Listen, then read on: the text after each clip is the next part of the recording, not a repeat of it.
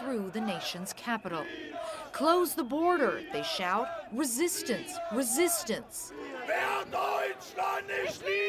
The far right is enjoying a major comeback here, bringing with it a troubling rise in anti-Semitism.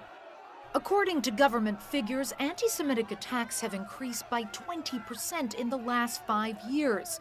The number of violent right-wing extremists has gone up by nearly a third.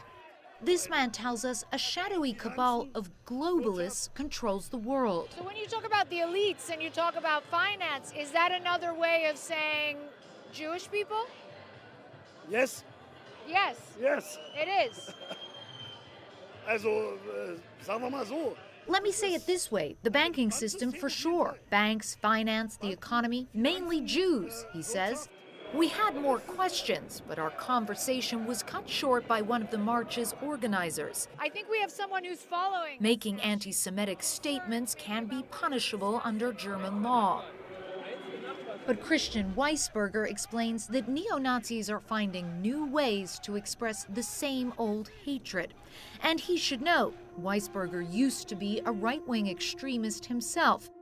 I would say that it is a form of anti-Semitism that disguises itself. So they don't talk about the Jew anymore. They talk about the Zionists or the globalists or the bankers. And they are growing more brazen.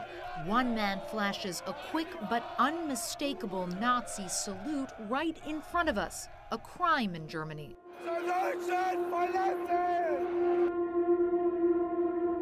It's important to remember this isn't any country, this is Germany.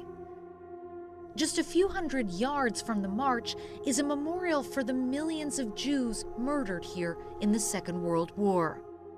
More than 70 years after the Holocaust, Germany is still haunted by its past. And yet, remarkably, anti-Semitism is once again a growing problem here, with 50% of Germans agreeing that Jewish people are now at risk of racist violence. The statistic comes from a CNN poll that also found half of Germans believe Jews are at risk of hate speech. At Feinberg's Israeli restaurant, owner Yorai says he gets threats every day. From murder to I will break your knees, I will break your arms, I will break your teeth. They're very creative in everything, all the options that they want to break. He was recently accosted by a man who told him Jews will end up in the gas chamber. It's only about the money for you. You will pay, the man says to him. Nobody wants you here. He told you to go to the gas chambers, or that you will go back to the gas chambers? You've heard things like that before? Very often.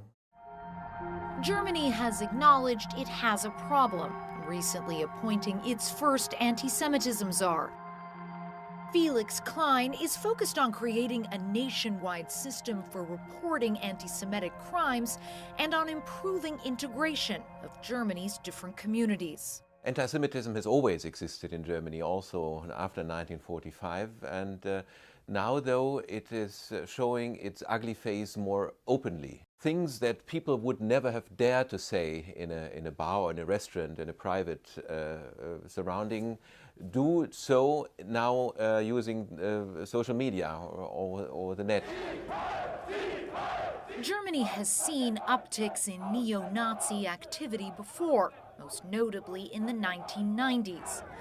While official statistics show that more than 90% of anti-Semitic attacks nationwide are from the far right, there's a new element of concern for the Jewish community: the arrival of 1.4 million Muslim refugees in the last 3 years. Doron Rubin is the leader of Germany's small Orthodox Jewish community. With a lot of the coming of a lot of immigrants who have a different history and a different background, and especially obviously coming from the Middle East, have also because of Israel a different attitude towards Jews. When we talk about Muslim-originated anti-Semitism, I think we can only win that battle with the help of the moderate Muslims. Without them, this wouldn't be a successful fight. Overall, the Jewish community remains anxious. I think much more Jews now think again, like, can we call Germany our home, and is it possible to live in this society. You can notice that the question that might not have been asked 5 years ago is starting to pop up again.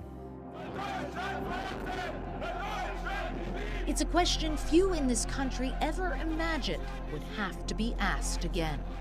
Clarissa Ward, CNN.